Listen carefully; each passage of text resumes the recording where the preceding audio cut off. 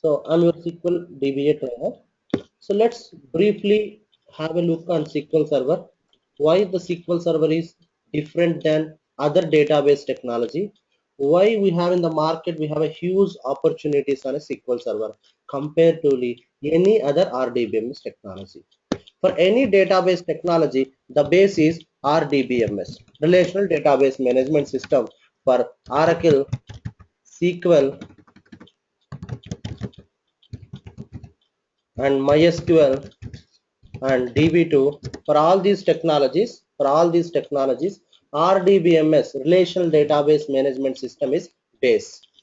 And these RDBMS we also called as a structured query language. Structured query language. Right? So why you are going with the structured query language? That means, do you have any unstructured query languages in the market? Yes, we do have some unstructured query languages in the market. So the best example is, maybe you might have heard this one, Hadoop, Big Data. These are all unstructured database query languages. Hadoop or Big Data, MongoDB, right? So these are unstructured database knowledge, database management systems, unstructured query languages, and MongoDB. Now the question is, so we are learning RDBMS. Why should not we go with Oracle? Why you are not going to learn for DB2? Why you are not going to learn MySQL? Why you are going for MS SQL? That is very why we are going for MS SQL. This is very important one. Nowadays in the market, people all people in the market, they are looking for MS SQL, Microsoft technologies. Why your people will go with Microsoft technology? What is the reason behind that? So guys, and Madhu, and we know that no one is gone for a training Windows operating system. Am I right? We are all working with our local laptops, Windows 8 or Windows 10, whatever it is, Windows 8, Windows 10. So we didn't went for any kind of Windows operating systems trainings. But still, we are working with your laptops. But as I know, you are a Unix administrator. You know the pain of Unix administration, right? So Unix operating system, if you want to work with Unix operating system, you have to go through training first. If you are not going for a training, you cannot understand the Unix, because you have to work with everything in a command prompt. Am I right? In a black screen. You have to type everything in a black screen. But where we have Windows operating system is very user friendly. See, we have a lot of apps here. You can drag and drop the apps. Right? We have a lot of apps, and Windows 8 and Windows 10 come up with huge features. Okay, that is the first one why people will go for MS SQL, because everyone can easily understand the operating system, which is very easy, and SQL Server also very easy. In a Oracle, you have to use lot of commands. You have to write in a command prompt, and creating a database itself very complicated process in Oracle. And where in a SQL Server, everything is user friendly. It's a GUI, graphical user interface. Everything you can just drag and drop. Nothing has to do. Of course, if you want, if you like using a script, if you like writing a script commands, yes, even we can do scripting. We can write syntaxes. If you really, no, if you really want to work with um, some scripting kind of stuff. You don't like GUI, like graphical user interface. You don't want to drag and drop. You want to be very clear with scripting. Yes, we do have. So Microsoft is providing two features. Even you can drag and drop option. You can write the scripts. And third important one is the license price. The license price. The license price is very less when you compare to Lee. It's very less when we compare with Oracle or DB2, whatever it is, right? Whatever it is, etc. The price of license is very less, and we do have in the market people people are more interested to work in a Windows platform. I'm a small client. I don't want to purchase a big Unix and Linux servers. I don't want to recruit a Unix administrator or Linux administrator. I just want one SQL DBA who have some basic knowledge on Windows, right? Who has some basic knowledge on Windows. So I can hire it. So obviously companies are looking for to decrease the budget. So this is the usage of MS SQL. People are going for MS SQL. Why? Because the clients are going for MS SQL. The license price is very less and very user friendly, and one person can handle SQL Server and also Windows related stuff. And Microsoft SQL Server is graphical user interface. You can drag and drop, not required to understand or remember a lot of queries and syntaxes, right? So when you see non-IT background people, when you see people don't have logical skills and to think much to write queries, and people are moving to the SQL Server, right? And now I can say SQL Server 2012. It's very strong competitor to Oracle 12G. Very strong competitor. Whatever the features is there in Oracle 12G, all the features available in SQL Server 2012. Any features in a security perspective, in audit perspective, a very high level perspective, what are all the features is available, what are all the features is available in Oracle 12G, all the features is available SQL Server 2012. So why people want to go with huge license price and work pressure? Why don't you go with this easy to work and easy to maintain, right? So that's why people is moving to the SQL Server, right?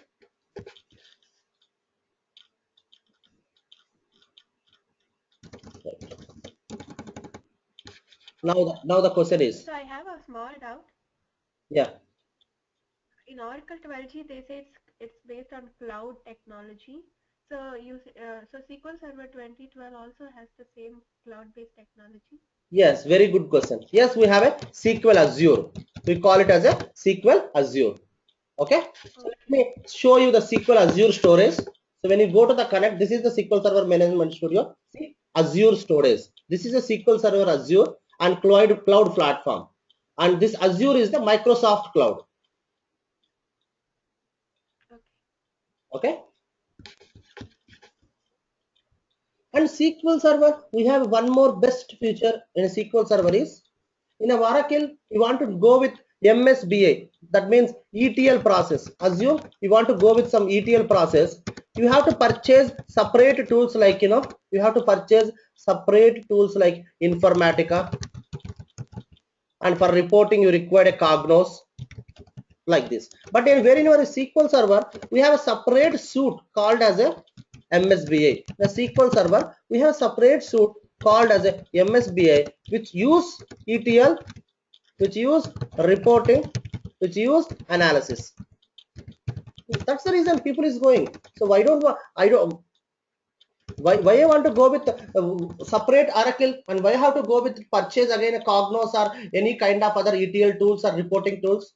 In a SQL Server inbuilt, I am getting it MSBA suite, which is having all ETL, SSIS. ETL will called as a extract, transform, loading. SSIS, SQL Server Integration Services. Reporting, we have SSRS, SQL Server Reporting Services. We have analysis services, we called as SSIS. So why I want to go with some other technology to purchase separately different tools, right? So MSBA, Microsoft Business Intelligence Suite, it's come with your SQL Server. When you pay some license price for MSBA, we'll be getting to the MSBA components as well. As you asked the question, that's really very good question. Yes, Oracle 12G supports the cloud tools, and even SQL Server 2012, we have an inbuilt cloud by Microsoft. We called as a SQL Azure. In 2014, it come up with lot of new features and recommendations, and Microsoft is released in 2014. Okay, right. Now, so this is just basic things of SQL Server. What is a SQL Server? Why you are going for learn? Why you require to learn SQL Server instead of other technologies? These are the things. So obviously, when license price is less and companies are using, so the recruitment and resources requirement is also very huge in a SQL Server technology, right? And I can say in the market these days, I have trained more than 60 students in the last year, and more than 35 students is placed on SQL Server. and I can say that one or two persons which are not even background of uh, computer knowledge, they just done some petroleum engineering, and one guy just done BCom, and they are all in states. One guy is working in a Texas now, he got the job. So they got the job in a SQL Server database administration. So SQL DBA and SQL development, these things, you don't require any prerequisites. You just require basic English knowledge and good communication skills, and very basic computer knowledge, how to handle your computer. Now the thing is, so what is our training? How will be the SQL Server training when it comes to the our training institution, right? So of course, the course content, if I explain also, you may not understand very clearly, because there are some components which is not familiar, because this is the first class. But still, I'll just go through once the SQL Server course content, what we are going to explain as a part of our training. Okay. So total training, we have been divided into 10 modules, and each module we are going to discuss few topics and some case studies in a real time, how in real time we are going to work. Okay. The first one is starting with SQL Server. So what is a SQL Server? Which version edition we are using? What is your basic hardware software requirement to install a SQL Server? So we'll see this one. And a module 2, we are going to discuss on installation of configuration. Whichever technology if you are going to learn, the first one you have to do, you have to install the technology, right? And you can start working on it, right? So in the module 2, we'll see installation and configuration. And we are also as a part of our classroom session, we are also discuss some case studies in a real-time environment in installation and configuration. How you install in a real time? Who provides the details to real time? Who provides the software to you? How you will fed the licenses? And a real time, if you install a SQL Server, after installation, is there any steps you have to perform? So these things we are going to discuss in a installation and configuration. So installation can be done by anyone, because Microsoft SQL Server installation, one of the easiest installation comparatively any other technology. Any other technology. It might be a database technology, it might be a front-end application, whatever it is. SQL Server technology, SQL Server software installation, so SQL Server dump installation, very easy when you compare to any other technology. Okay, but the configuration you have to be very careful. The configuration you have to be very careful. Why you have to be very careful on a configuration? Why? Because in a real time, in a configuration items, you have to check some boxes, you have to modify some things, which we will be discussing deeply in our classroom sessions. Third one is working with database. So if you once install a SQL Server, the next step is you have to create some huge databases, production databases, large databases in your computer, and you can start working with.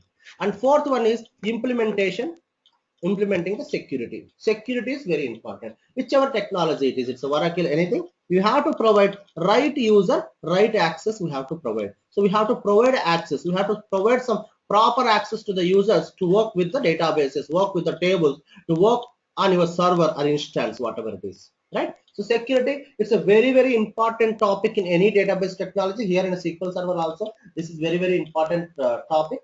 And also this is very easy topic and very small topic in a SQL Server, right? The next topic is backup and restoration. So backup is always required for your database. We are not sure what will happen, because it's a machines, anytime can stops, anytime your application will down, anytime system may corrupt. So you require proper backup and restore technology. So we'll be discussing some backup and restoration, and also we'll discuss what kind of real-time tools, third-party tools to take the backups in a real time. So when you say real time, so you'll understand how real times we are going to work with backup restoration. Because when you go for any interview any interview, once after completion of a training, just simply they will ask you, where do you worked? You have to say, yeah, I worked here. So just simply the next question they will ask you, did you work in a backup and restoration? Yeah, I too worked in a backup restoration.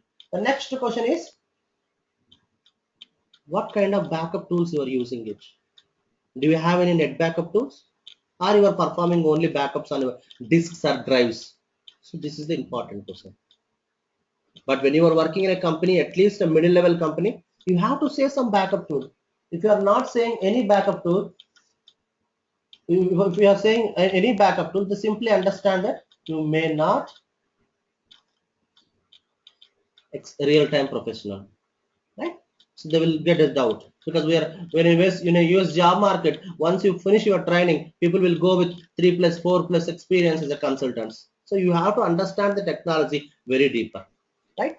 And the module 6 will be automating administrative tasks, which is like whatever the task you performed in a module 5, whatever the task you performed in a module 5, like backing up and all, how to schedule automatically will be discussing in a module 6. And module 7, it's a very important topic in our SQL Server training, and module 7 takes at least 8 to 10 hour sessions for module 7, and very important topic, high availability.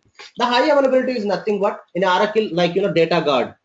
Madhu, you are aware of data guard in Oracle? Yes, sir. I'm aware of data guard. Yeah. So it's the same like this, high availability. Your database is available all time. So we have a different technologies in this concept. One is called log shifting. The other one is called as a replication. The next one is called a mirroring. Different kind of high availability technologies which you are going to learn in this topic. So if suppose database is available in a Chennai data center, something went wrong and your database is down, automatically it has to up some other server. So users should not affect and minimize the data loss. That is our requirement. And a disaster recovery, something went wrong, disasters happened like heavy rains and floods, whatever it's happened. So other data center, the same data should be available so that your users, your clients won't be affected. So high availability, we have different kinds of high availabilities. We're going to discuss in a deeper, and nearly 8 to 10 classes we're going to spend in a module 7 high availability, right? And module 8, advanced administrative concepts like troubleshooting methodologies, some DBCC command and profiler running and performance issues identifying. All those things will be discussed in a advanced administrative concept in a module 8. And module 9 will be the clustering and how to install a cluster server, how to work with the cluster. And we have in a module 9 we are going to with 100% theoretical and 50% practical in a clustering, because cluster server you have to build in a real time, but we'll try to build in a VMs. It works in VMs. If theoretical subject, we are going to complete 100% on a clustering concept. So cluster can be built in a Windows cluster environment in a real-time world. But I'm going to show you in my organization cluster setup.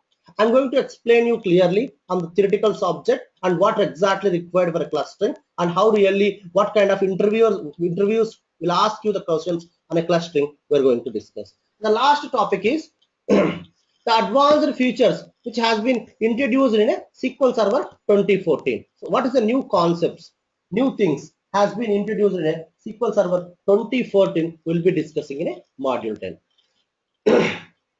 And each and every module will be providing some documentation. The documentation will be like this. Every module will have a proper documentation. Complete material I will provide you.